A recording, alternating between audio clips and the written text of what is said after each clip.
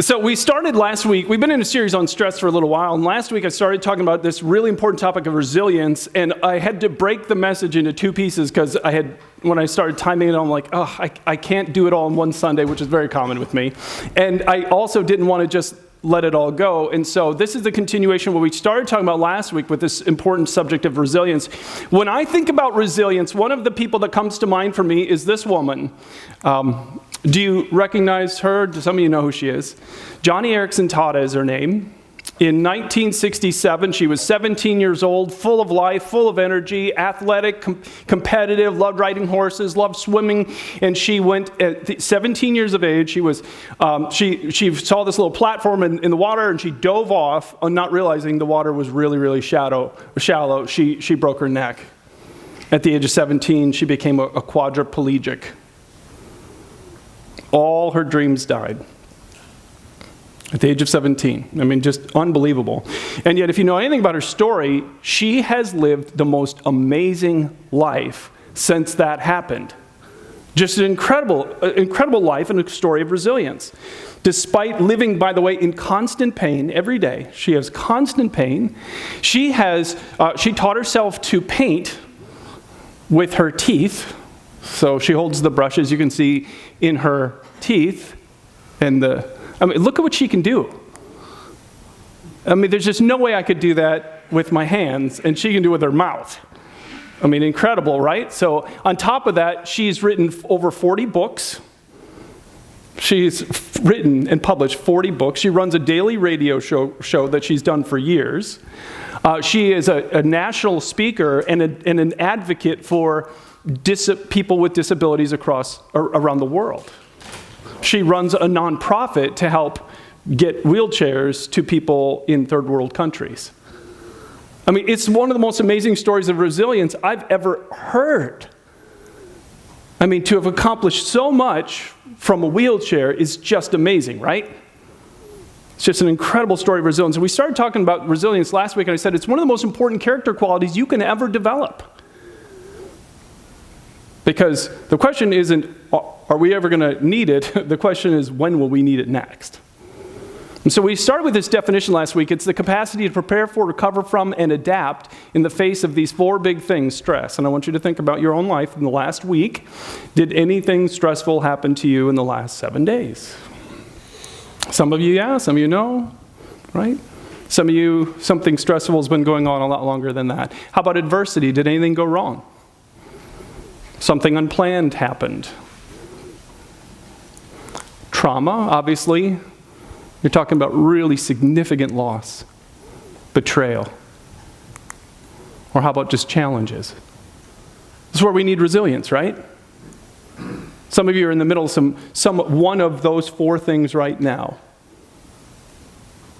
One of those four things. And again, like I said, it's not a question of if these things are going to happen in your life. It's just a matter of when they're going to happen next to you and what will happen inside you when they do. Because all of us can think of people in our life who have gone through something traumatic, something overwhelming, a lot of adversity, and they became bitter. And they became mean. They became angry. And their faith really fell apart in the middle of those things. So their character didn't rise above what they were going through. Their character was crushed by what they went through. And that happens in this world. Many of you can have people that come to mind when I talk about that. But as I said last week, the issue isn't what happens to other people out there. The issue is what happens in here when you go through adversity. What happens inside you? What's revealed about your character? What comes out of you? That's the issue. Because like I said, it's not a matter of if, it's just a matter of when. And so we've been in this series for a while now called Answering the Answers for the Stresses and Strains of Life, and God has so much to say about this, thankfully.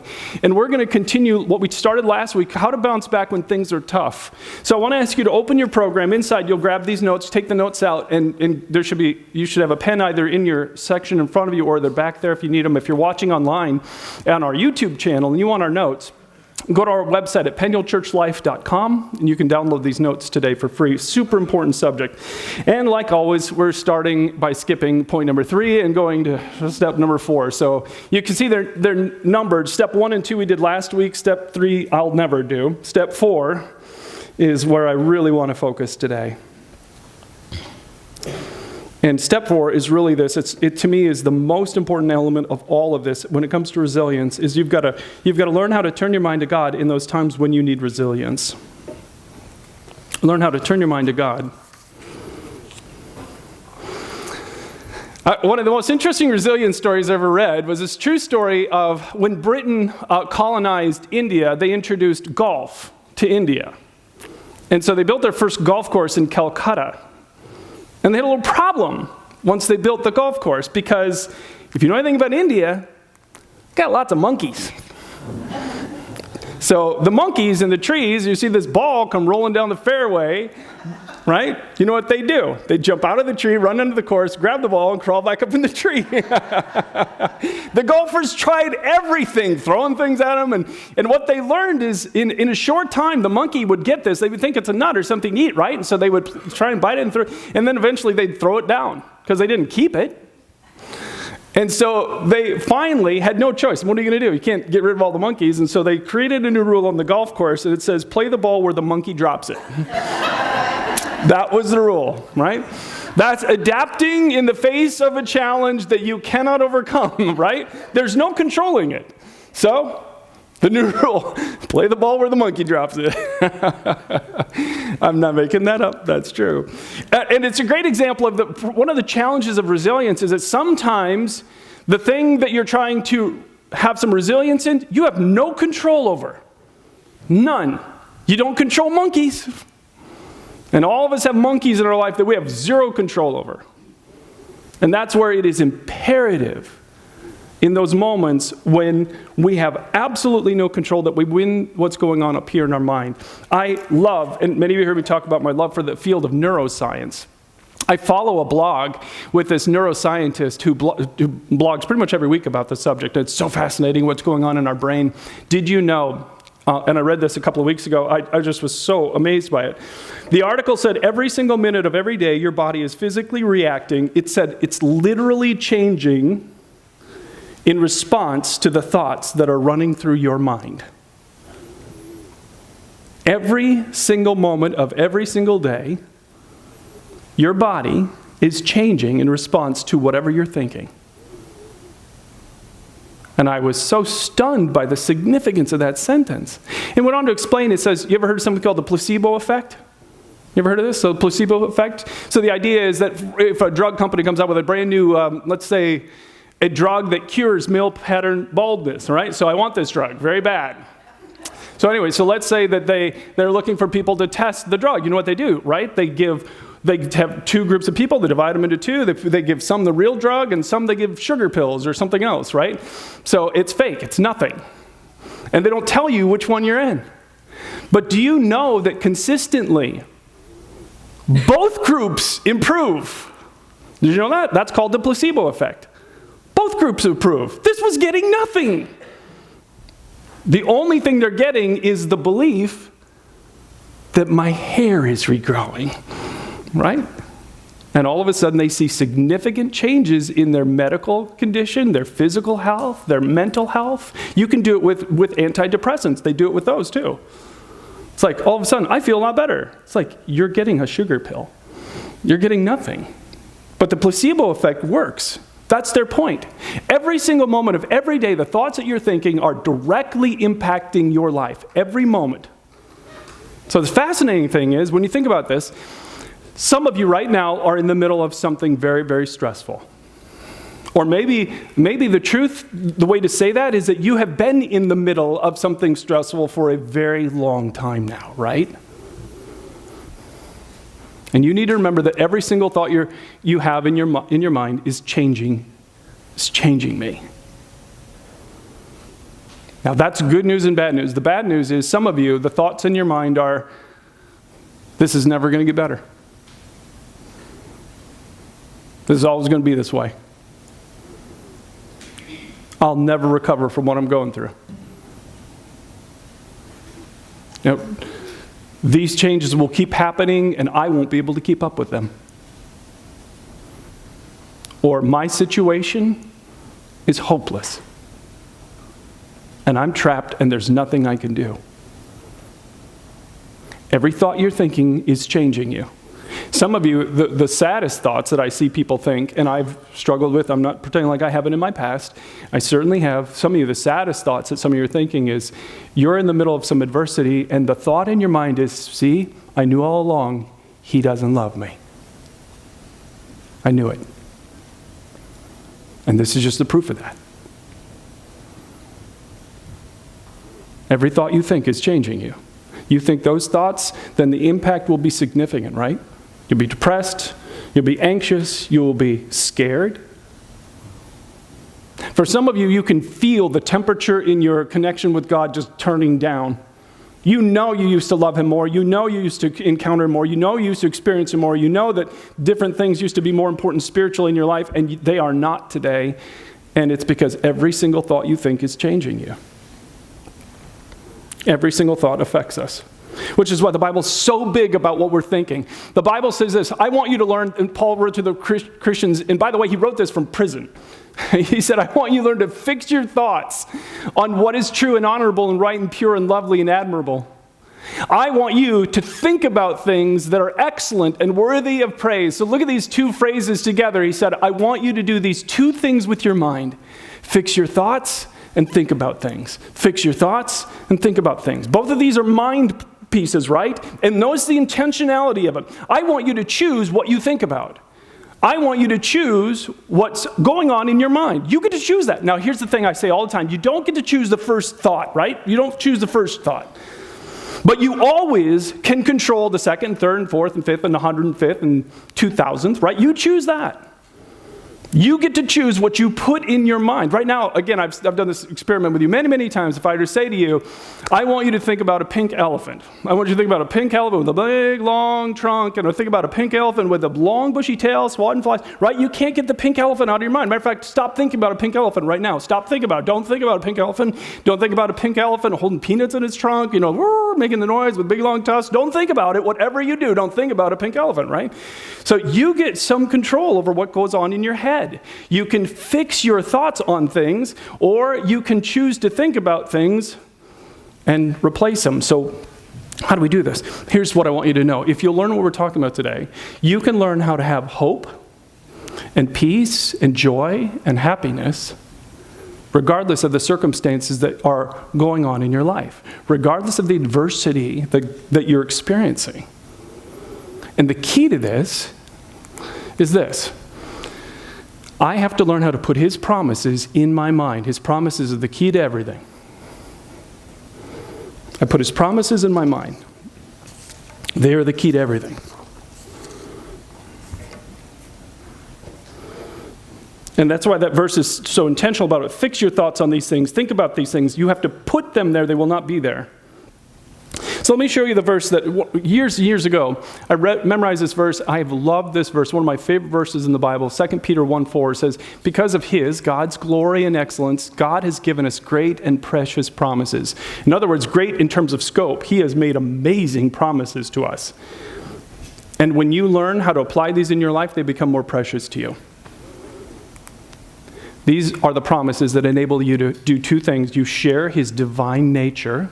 You get to experience God in your life, and it allows you to escape the world's corruption caused by human desires. And there's a lot of corruption in our world.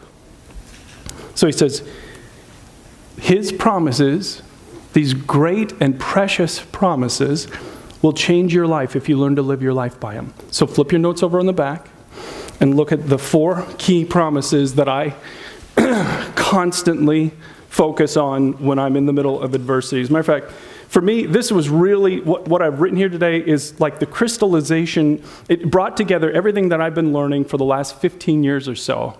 Promise number 1 is this. Father, you promise there's a purpose in this pain.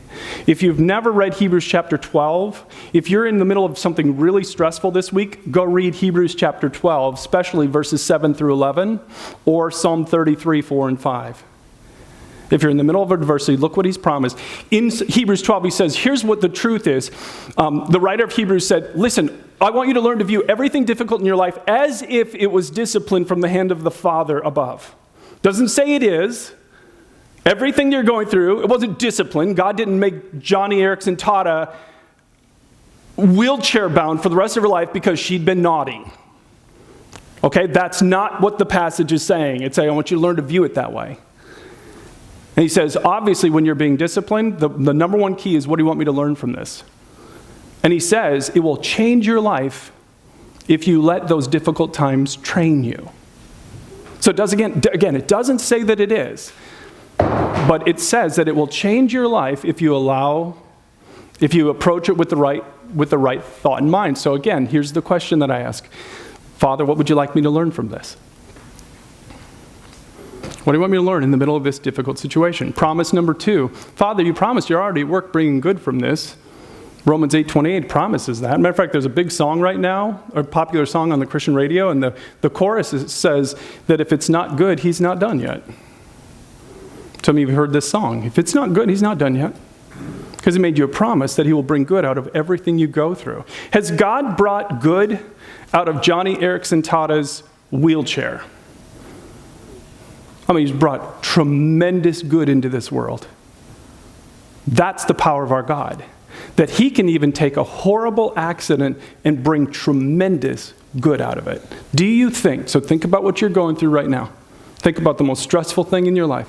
Do you actually believe that God is capable of bringing good from that?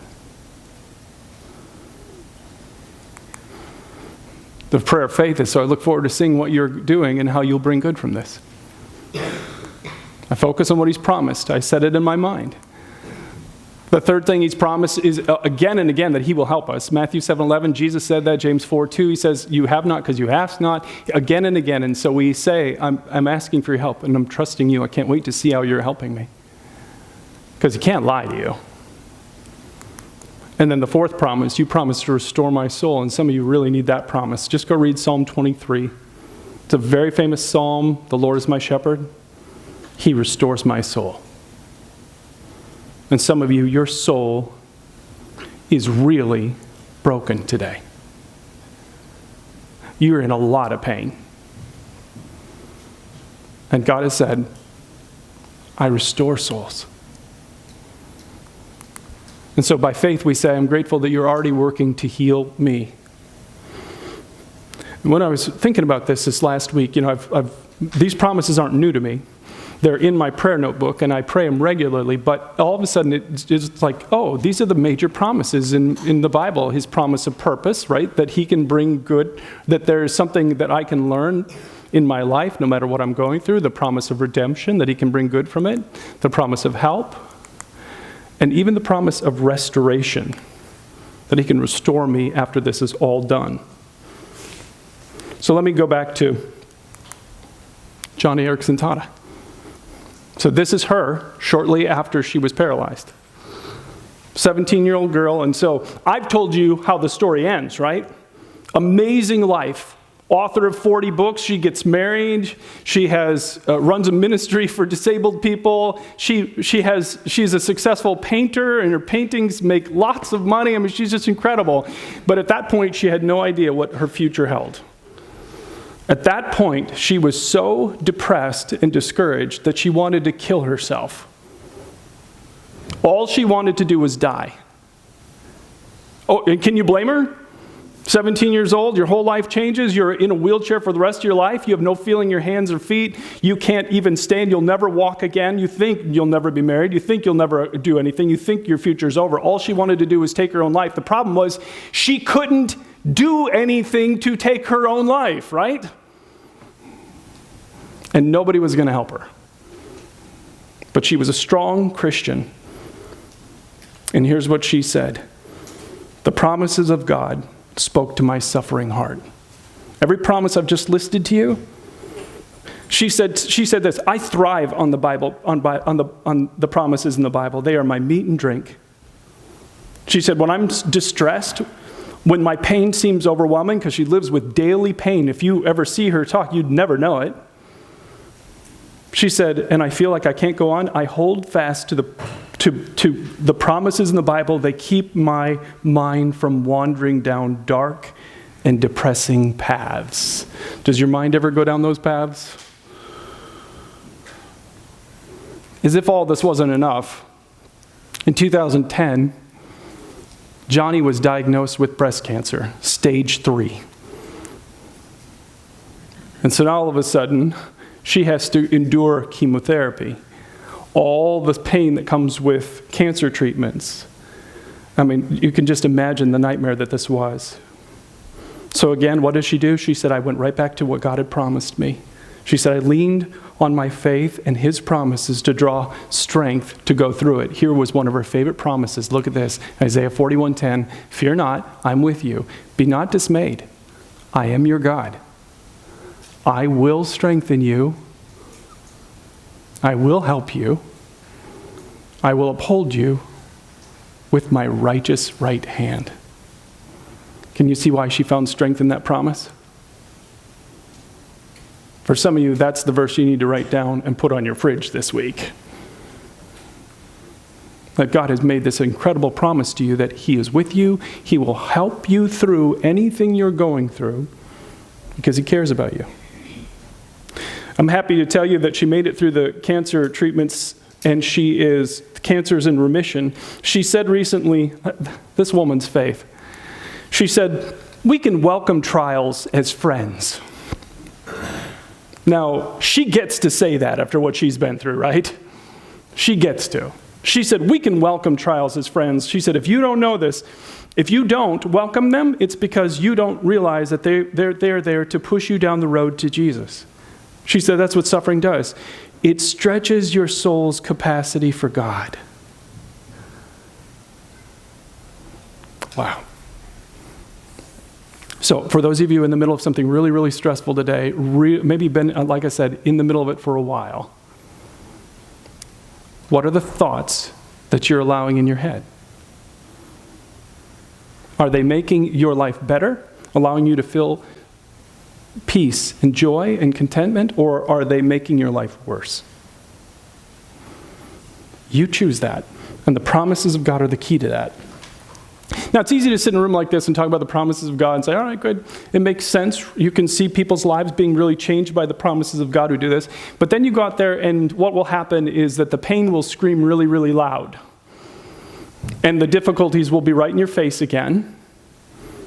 And the hardship will happen again this next week.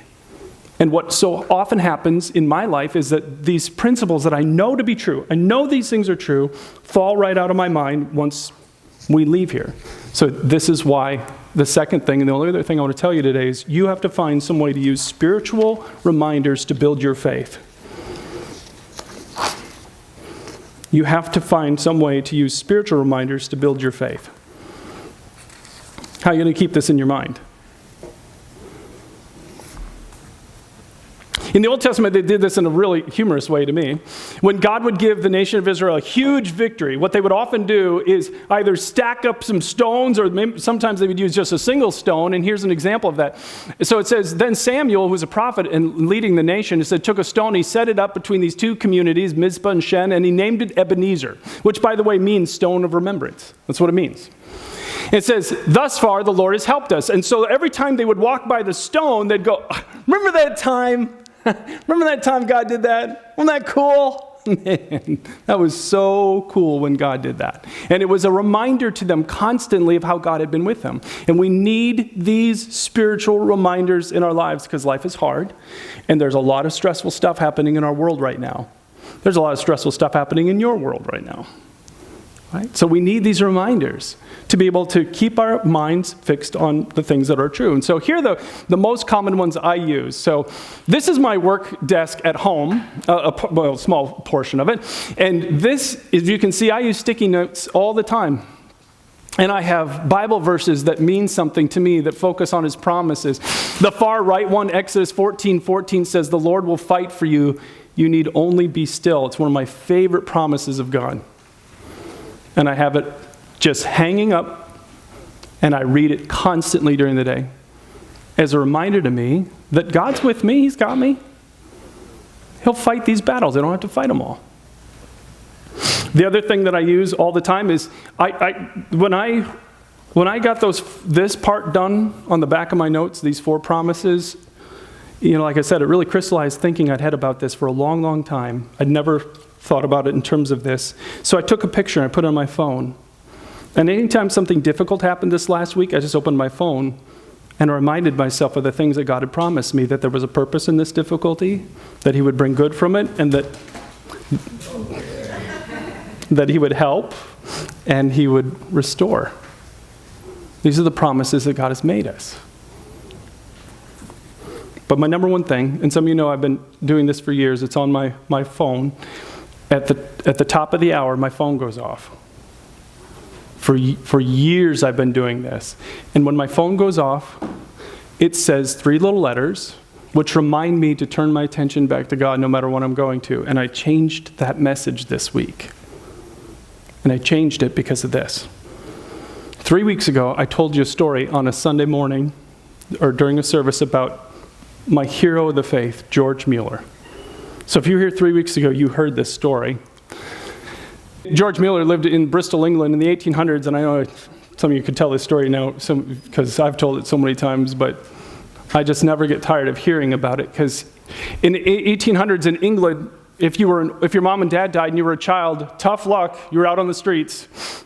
And so children starved to death on the streets, and they froze to death on the streets, and they were thrown into workhouses, and they were sexually abused and tortured, and they were put in prison. I mean, can you imagine going to visit a little 8-year-old girl in prison?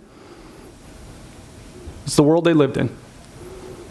And yet the Bible commands us to care for widows and orphans, so he and his wife started doing something that took in orphans off the street, and pretty soon before they knew it, they had 100 orphans, and they outgrew their house. They had to find a bigger space, and you can imagine the expense of this. But the amazing thing about Mueller is that he never asked a human being for $1, ever. Always, when a need came up, his first thought was turn to God and say, God, here's the need. Thank you that you're going to provide, because God promised to help. By the way, if you ever read his biography, he is emphatic. The promises of God are the key to everything in this world. Read his biography. He was always looking for what God had promised, and he would claim his promises back to him. And so I told this story a few weeks ago. So Mueller one night was up in his study, and he was working. At the time, they only had 100 orphans in their house. 100. In his lifetime, he would care for 10,000. So he had 100 children in the house at the time, and his wife came into his study and said, George, we have no milk for breakfast for the kids tomorrow morning, and we have no money. Now, for most of us, that would elicit a little, but George Mueller just stood up from his desk. He walked over to his wife, Mary, took her by the hand, and he said, well, let's pray. And so there were a couple other workers. You can see some of the workers in the background. So a couple of the workers came over, and they just prayed, and they just prayed a simple prayer to God to help. Afterwards, I love this sentence. He looked up at them, and he said to them, listen, if you walk with God and look to God and expect help from God, then God will never fail you. No sooner had he finished saying that, there was a knock at the door. Mary, his wife, went down to the front door, came back a moment later with an envelope. They opened it up, and inside was all the cash they needed and more to buy everything they needed for the kids' breakfast the next day. But God wasn't done. There were 2 more knocks within a very short time. More envelopes with cash and pledges of support. So God didn't just provide for the need, he gave a little extra. Which, of course, when you have 100 children you're caring for, you're going to need. But that wasn't the part. I love those stories. That's why I read his biography all the time. I love those stories of trusting in God and God coming through, but that's not what stuck with me 3 weeks ago. Mueller was talking about this, and he said this later in life. The believer should not shrink from situations, positions, or circumstances in which his faith may be tried. But they should cheerfully embrace them as opportunities to see the hand of God stretched out in help and deliverance. So just like Johnny said, you should have this cheerful attitude towards trials. Mueller said the same thing. This is what I can't get out of my head. Cheerfully embrace them? How many of you, if your car engine blows up on the way home, are going to go, oh, God, I cheerfully embrace this. Thank you so much for this. This is amazing, right? When I read this quote, I can't get it out of my mind. It's like, are you kidding me? Do you want me to count on the number of fingers how many times in my life I have cheerfully embraced a trial? I'm done. I can't ever remember cheerfully embracing trial, adversity, stressful moment in my life, trauma. Really, God? You want me to cheerfully embrace it? And I don't think I'm probably alone. But when you look at the promises that God has made in the Bible, they're very specific. That God has said, here's why you can cheerfully embrace it. Because I promise redemption from this, that I'll bring good from this. I promise that this can be something that will be the best for your life. I promise that I'll help you. And you'll experience me in the middle of this. And I promise to restore your soul. And he can't lie. Everything he said is true. So, I want this faith.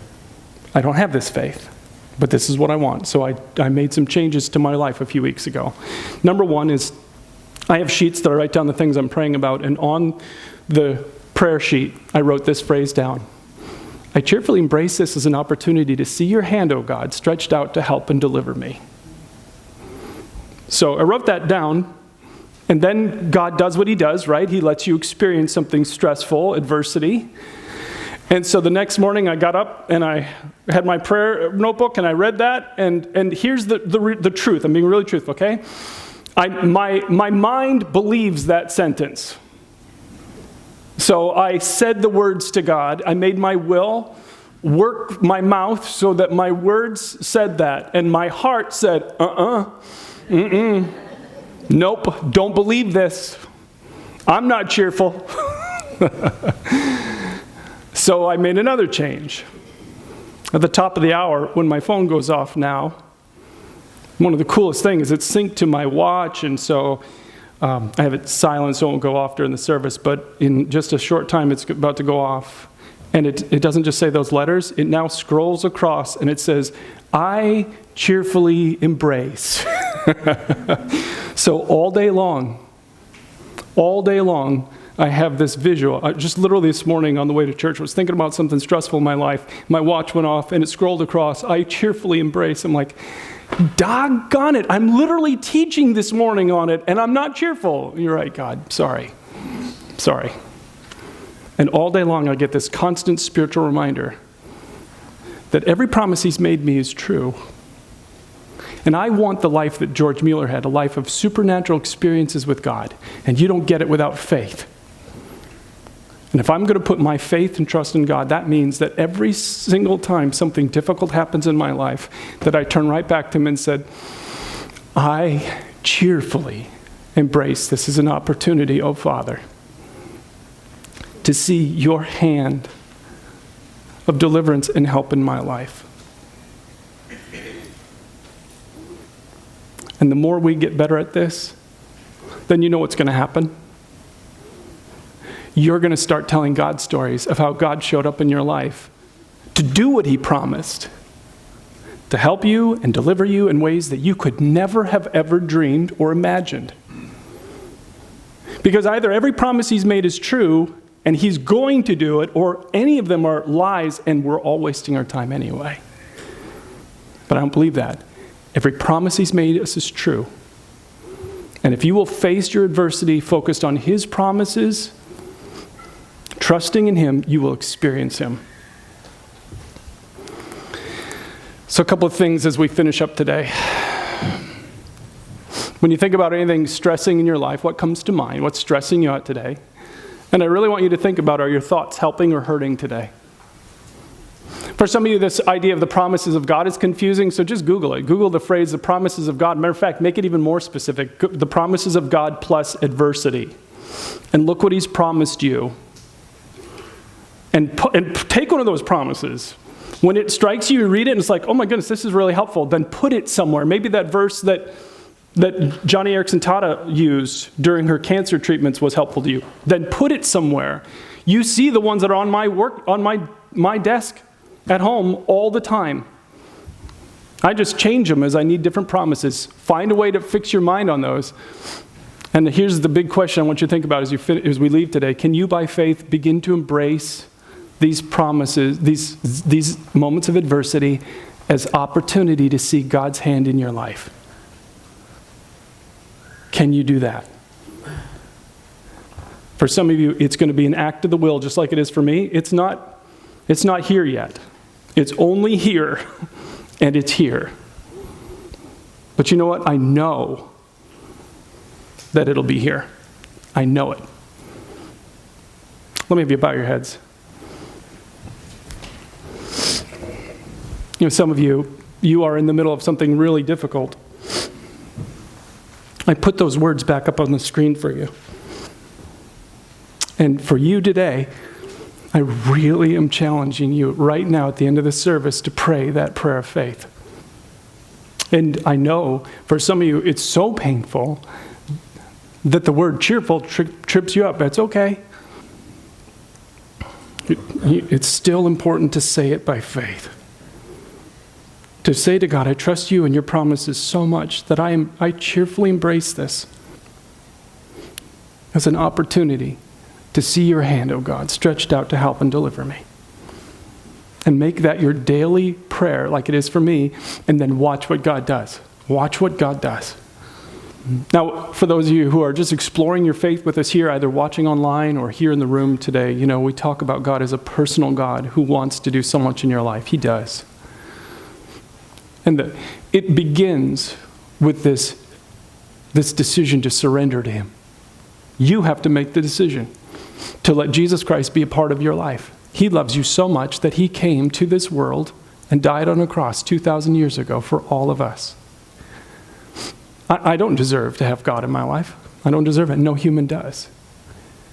He is a being of pure holiness, pure love. I'm not. None of us are. That's why Jesus came. With His death on the cross, He paid in full for what we've done that's wrong. And then He rose again, and to prove to all of us that He is the Son of God, and if you will let Him, He will forgive you and move in your life. And if you want Him, make the decision today.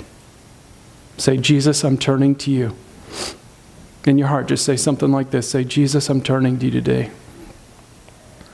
I need you. So I'm asking you to forgive me.